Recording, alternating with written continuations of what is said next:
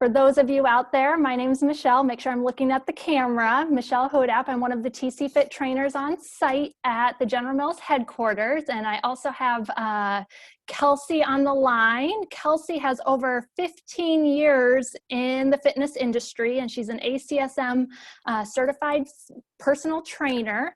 She has specialty training in Pilates and group fitness. Kelsey, do you want to just give us a wave so we know, or give us a shout out so we know it's you? Hi. There's Kelsey. Good. We also have Kendall on the line. Kendall has over 11 years in the fitness industry and holds an ACE certified specialty personal training certification, has specialty training in Pilates. Kendall, if you're out there, you want to give us a wave and a shout so everybody can see you. Hey, everyone. And just so you know, our TC Fit team does work under the guidance of physical therapists. And we're lucky enough today to have Matt and Andrea on the call. That partnership with physical therapy really helps build our knowledge and help our clients and the people we're helping find a bridge between kind of that medical need and that fitness need and that wellness need. So Matt and Andrea, if you guys want to give a wave. Yay, they're out there too. So we really would love to keep this question and answer session relatively informal, and we encourage you to either turn on your microphone and ask a question at any point, or you can always type it in the chat box as well. Between our whole group, we'll keep eyes on that and keep answering. So our topic today, strength training. In short, what is strength training? It's asking our muscles to work harder or longer than what they're used to, which sounds easy enough, but anytime we're doing something more difficult or longer than what we're used to, it gets hard, and that's okay. We want to ask those muscles to work, and we want them to ideally reach a point of what we call momentary muscle fatigue, fancy way of saying ask them to work to the point that it's beyond comfortable. So I'm going to invite Kendall and Kelsey to jump in and talk a little bit about their personal favorite strength training exercise and maybe provide some helpful tips on those. Kelsey, do you want to go first? Oh, sure. So I really enjoy a good prone meaning face down plank. And why that is, I have some low back injuries, so I'm able to work my abdominals really well and not jeopardize my spine in a sense that a crunch might do if you're not doing it properly. So I really enjoy face down planks and or side planks as well. So those work well for me. And what that looks like is, since I'm on the floor here, I will show you, is you know, you'll always have the option of being on your knees, or you always have the option of being on your toes or on your hands here as well. But that's my favorite exercise, really getting the core and, you know, your entire torso here for your training. So that's my jam. Kendall, what about yours? Okay, let's talk squats. So squat is such a basic exercise. Everyone can do a squat, right? And a big thing with squats is making sure that you're doing a squat properly. So I'm just going to stand up here. So squats really start at the feet and travel up through the entire body, your knees, your hips. So if we talk about a squat, I'm just going to get my chair out of the way here. Hopefully, we'll angle this down a little bit further.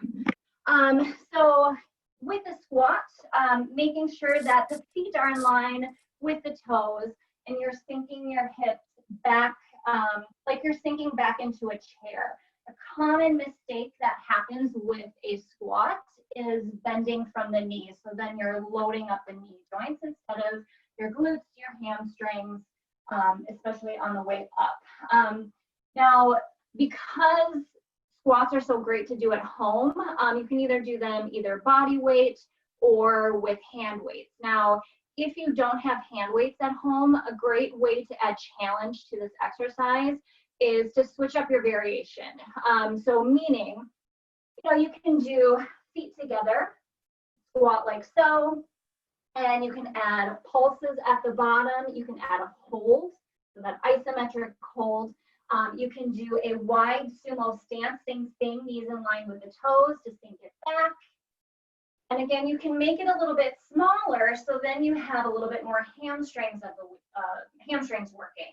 So there's so many ways to add variations to it. You can, if you're more at an advanced level, add a jumping squat, just making sure that it feels okay for the hips, the knees, the ankles, and you're not having any pain with it. So I love a good squat. It's funny here, Andrea, one of our physical therapists, points out that side planks and squats are part of her two favorites too. So this might be a professional trend coming through. I'm going to put Kelsey and Kendall a little bit on the spot and ask if they've had any suggestions or trouble that they've overcome in working out at home. It's not the same as being in the gym. Do you have any thoughts on, or things that you have come up with to make your home workout space successful? I think just being creative with it, honestly. I think everyone has different spaces available. And I think with me, I live in South Minneapolis, so our house is very segmented and we have smaller rooms. So it's just trying to find that space to be able to move in, along with finding, equipment. I know a lot of fitness equipment has been on back order, and a lot of people are trying to get hand weights. Everyone's trying to get bands, different things like that. So that's why we've been really trying to push a lot of body weight exercises, just as a means of still being able to move. So it's really just being creative with, one, the space that you have, and the equipment that you have at home too. And I know later on we'll talk about what we have at home as far as what we can do for exercise. Sure. I've gotten creative in my living room because I'm really missing the mirrors. As I see you guys demonstrate this and we think about form and technique, we don't necessarily have that feedback at home. So in my living room, if I leave the television off, it serves as kind of a makeshift mirror, and I can check my form and see what things look like, or even turning on my laptop camera so I can see myself. I'm surprised at sometimes teaching some of these classes how I correct my own form when I see myself on the screen. So you don't have to share it with other people, but know that that's out there. Kelsey, do you have any thoughts about your home workspace or what you've developed since we've been exercising at home more? Yeah, so great tips there on, being creative with your space and using your TV as a mirror.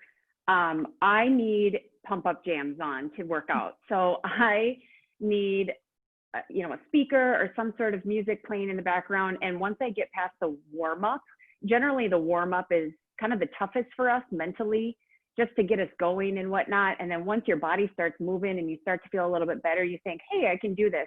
And the shorter workouts have really been helpful for myself, even 10, 15, or 30 minutes, just quick hit stuff, getting things done, and then going outside for kind of a long walk or whatnot. So I'm lucky enough to have, this lovely unfinished basement where I do have some space, but now's a great opportunity to get outside as well, and maybe in your garage or something, to hit up to get a nice space just for safety and whatnot too. So I need my tunes and a little mental push sometimes past the warm up. So that's what will get me going.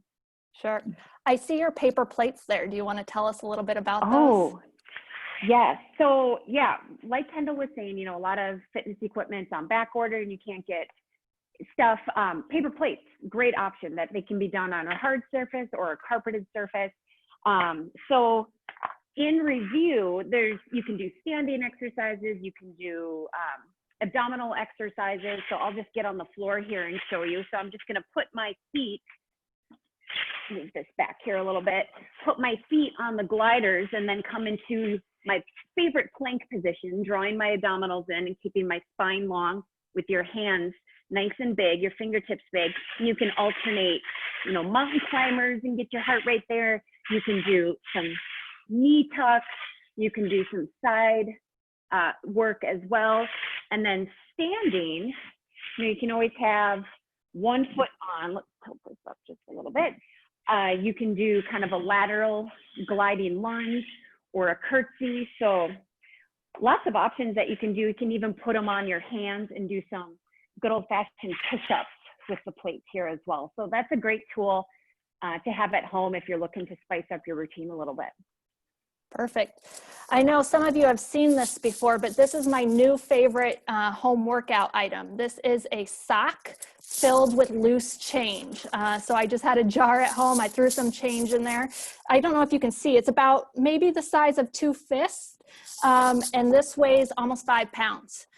It's been super helpful because it's pliable. So I can use it, I can set it on the shoulder, I can hold it comfortably without feeling like I'm gonna drop it, and that type of thing. I've been surprised at how handy that has come in for my workouts. And before we move on here, I do just wanna emphasize for anybody who's joined us, we're open to your questions. So feel free to add that in the chat box or jump in here at any point. Kendall, you had a favorite piece of workout equipment. Do you want to share that? Yes. So I have a chair. Now you can either use a chair or a couch. Either one is totally fine. I'm going to back away a little bit so you can see. But one of my favorite, and it kind of goes back to our squat position, but one of my favorites is Bulgarian split stance squats. So with this, you want to place one foot down to the ground, and then the other is going to be suspended. I typically, just because it feels a little bit better for my body, I tend to kind of point the foot a little bit, whereas some people arch. It kind of just depends on what's comfortable for you. And this is also giving you a nice great stretch through your psoas, your hip flexor.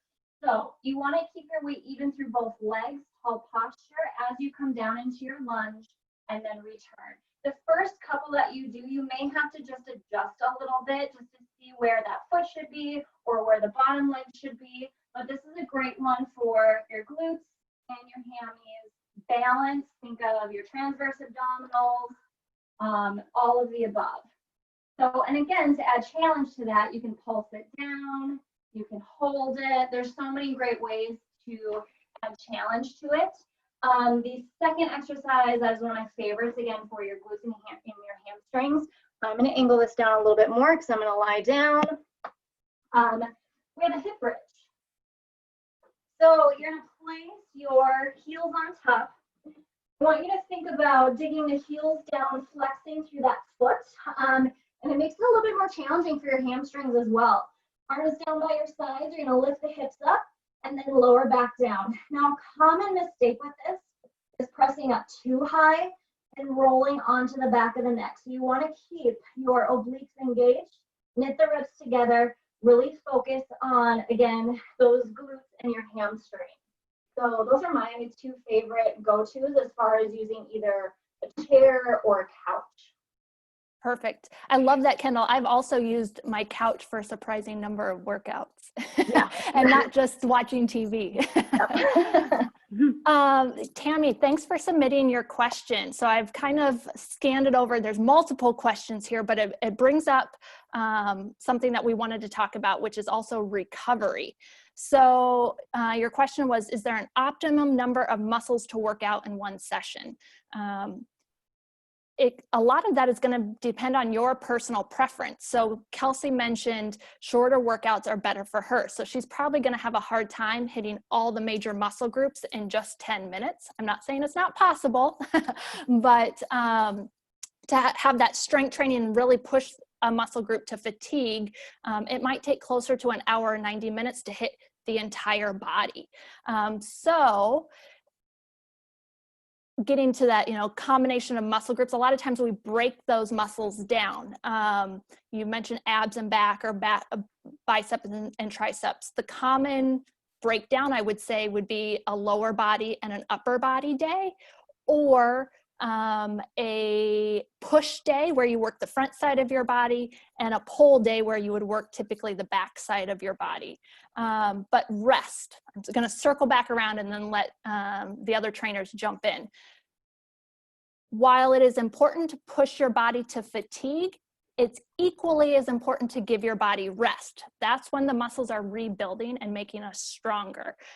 So a rest day, either in between workouts, maybe even 2 rest days, depending on your workout intensity, or alternating those muscle groups day to day. Most of the time, we're not going to work the same muscle group 2 days in a row, assuming we are pushing to that point of fatigue.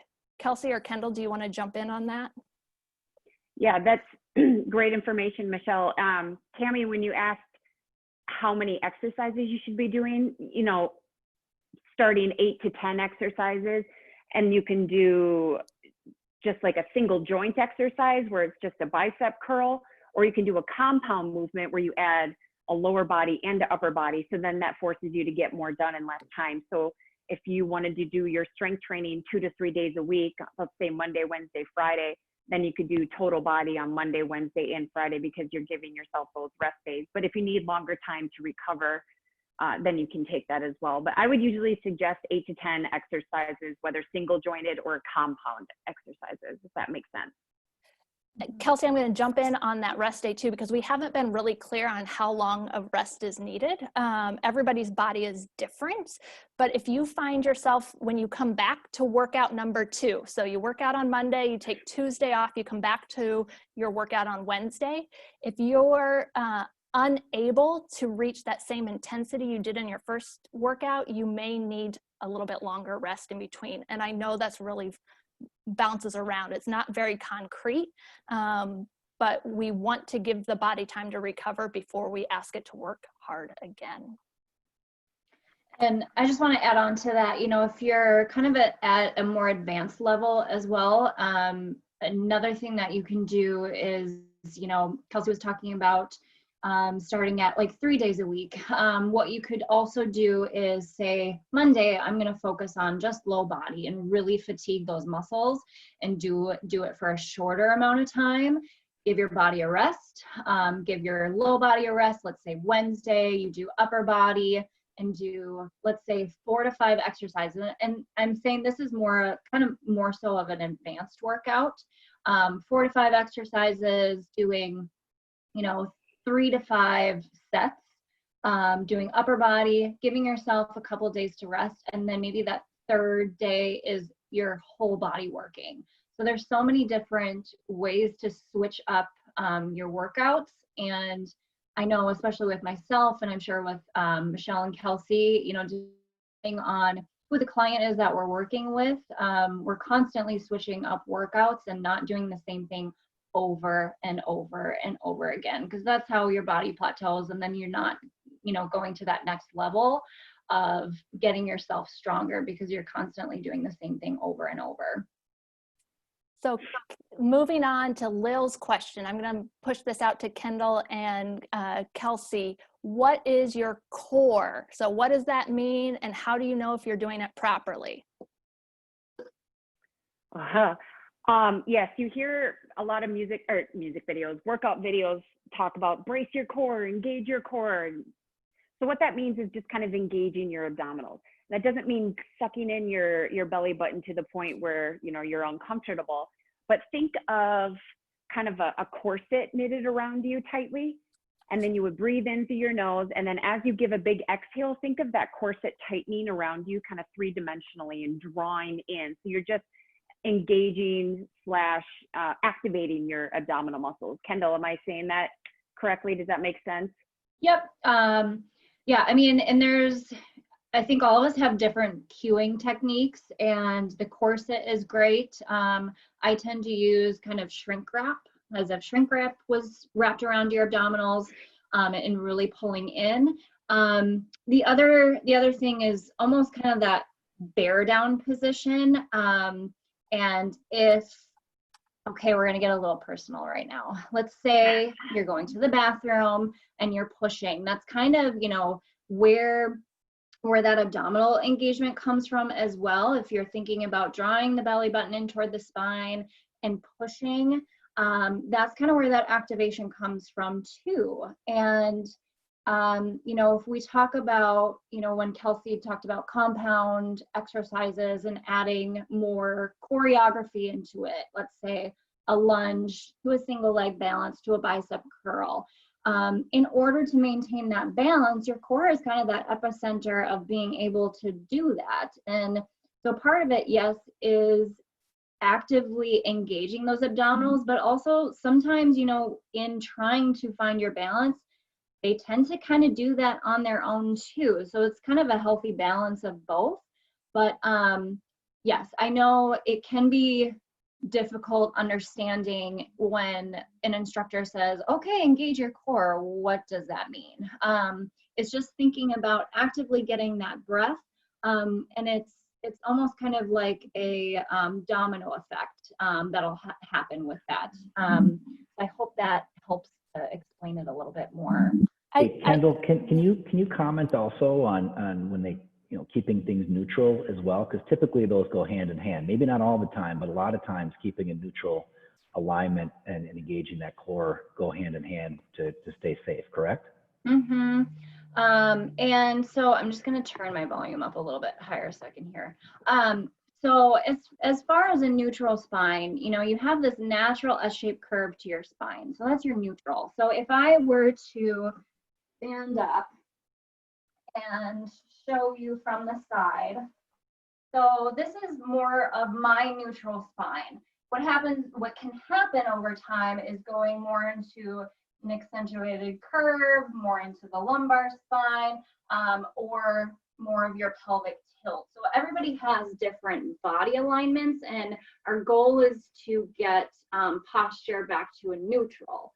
So again, you know, honoring that natural S-shaped curve, and you know, if we're doing supine exercises, which is lying down onto your back, depending on what your leg position is in, you're either in a neutral or imprint, and it really just depends on where your legs are at, if they're up, and protecting again your lumbar spine.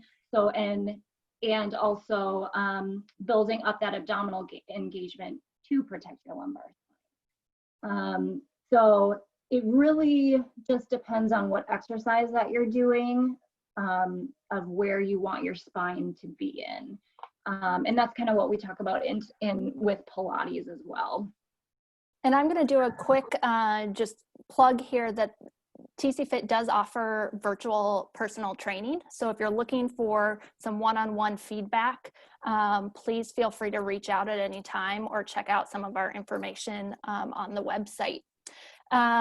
We are going to keep the conversation going, and you're welcome to stay, or just know that you can also reach out to us via email, and I'll make sure that gets in the chat box as well. Let's talk a little bit about muscle soreness. Should that be expected? And what if you're not working towards temporary muscle fatigue? Kelsey, do you want to jump in on that? So muscle soreness, especially if you're new to exercise, is extremely common. It's just, and typically you might feel it the next day or even the second day even. A lot more. That's your delayed onset muscle soreness. And what happens is when you're strength training and you're exercising, you're breaking down your muscle fibers in a good way. And then when you're resting and recovering, as you should, then your muscles will start to build up in a sense. So we're breaking them down and then we're increasing our strength and building up there. So, you know, sometimes walking upstairs the next day, or you're even trying to wash your hair or something, could be challenging if you're pretty sore. But my suggestion is to always just keep your body moving, go get out for a walk, keep your joints fluid and move, and always adding movement to help facilitate blood flow, and then that can help push out some of that built up lactic acid to avoid soreness. Mm-hmm. I see a question from Tammy here about supplements, and I was just going to jump in and say we have a nutritionist in our Q&A next week, and that may be a contact for you there. And we'll also share from the medical side the Quad Med information. So you, as a General Mills employee, you have resources there to talk a little bit more about the supplement side of things. Same thing with beet juice. I don't personally know anything about that, but that may be a good question as far as nutrition for next week. Does anybody else know?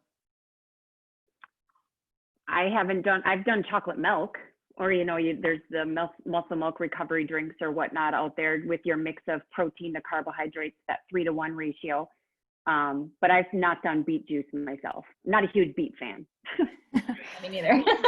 Yeah, I think a lot of times we talk about electrolytes and the salt to water ratio. So again, we can help with that, but our expertise is going to be on the exercise side of things, and we like to refer to the experts when it comes to the nutrition and intake side of things. I want to see if we missed any quick questions. Yeah, what do you recommend for tracking progress, reps, resistance, photos, measurements? From Emily. I see one on here. Is that right?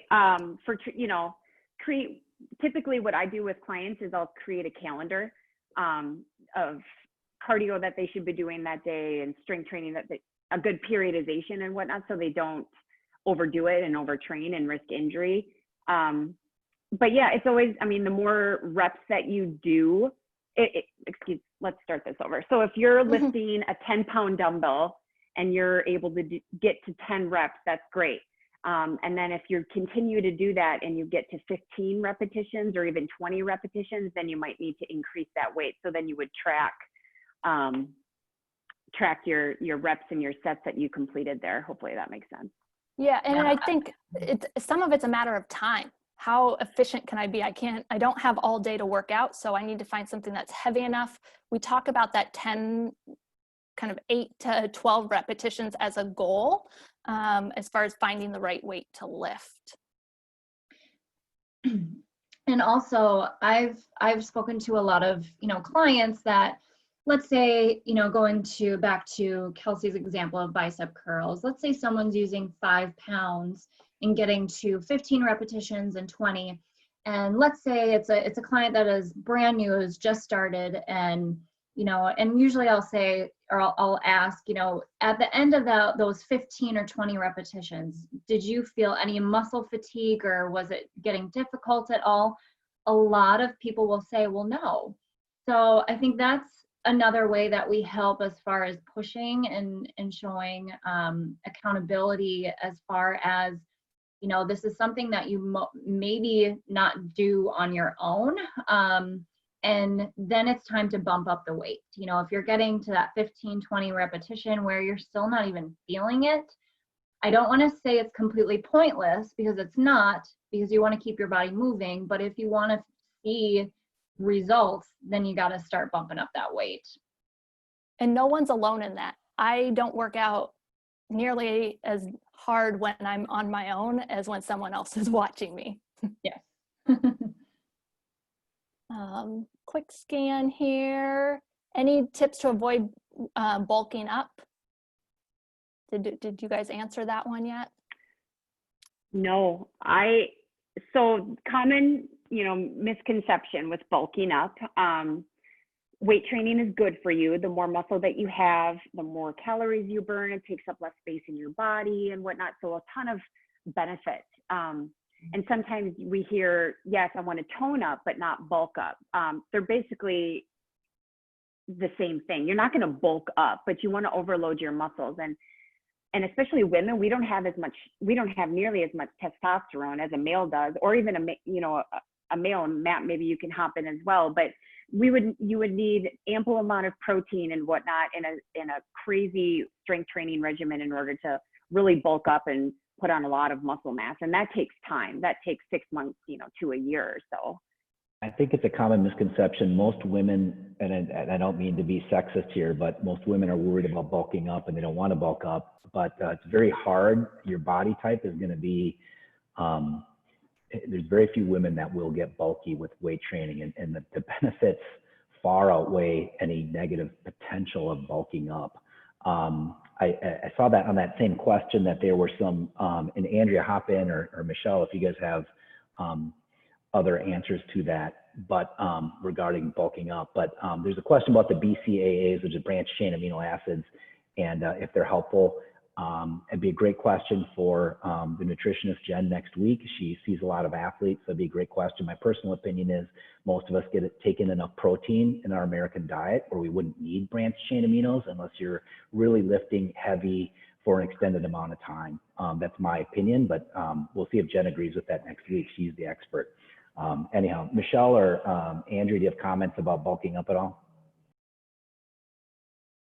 I would say that you have to work really hard to actually bulk up. And I think most people that are doing a strength training program for the sole sense of staying fit, staying active, are not going to have to worry about that.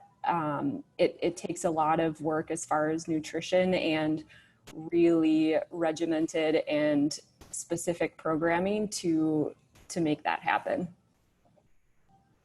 And I'm just going to pipe in. I've been in the fitness industry for 11 years, and I did not see a change within my body until I began strength training.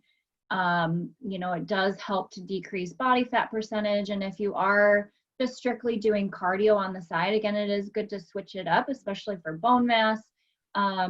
But adding those compound exercises in really does kind of give you that extra oomph, and will, I don't want to say help to slim down, but kind of, but again, give you that extra pizzazz of changing your body, essentially. And along those lines, the change happens so gradually. Sometimes we can be hard on ourselves when we're looking in the mirror. Having some of that numeric data, not just the weight on the scale, but a scale that shows some body composition. So it sends, we have this in the gym. Some people have this at home. I think the scale I have was $30 on Amazon, that you step on it and it takes a quick assessment, electrical signal, you don't feel it, goes up one leg, down the other side, and gives you at least an estimate of that body fat percentage. So you're getting some feedback that's not just looking in the mirror. Mm-hmm.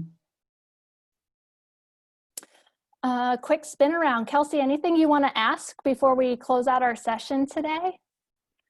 I get a lot of questions about, should I do cardio and strength on the same day? Yes, you totally can. It just depends on how much time you have and how much energy you have.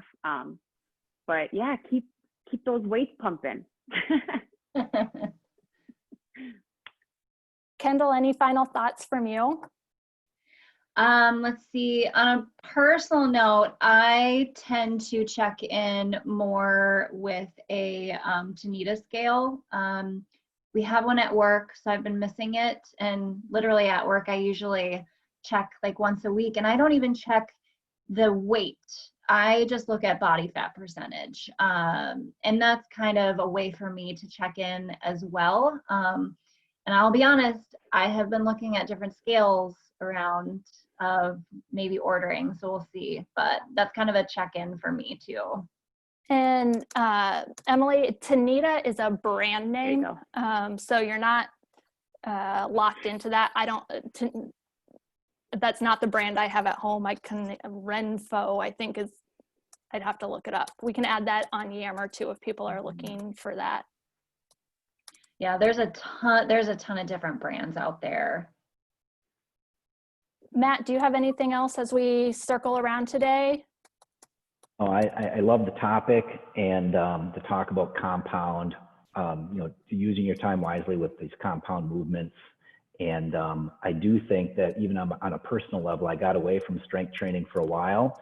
I'm gradually getting back and taking time, and you can get a lot done with a flat piece of real estate and some know-how and body weight. So you don't need weights, and getting to that momentary muscle fatigue to get some advantage. But if you're from an aesthetic standpoint, from a weight loss standpoint, and just from a general health, keeping your bones and tendons healthy, strength training is a very important part of any fitness regime.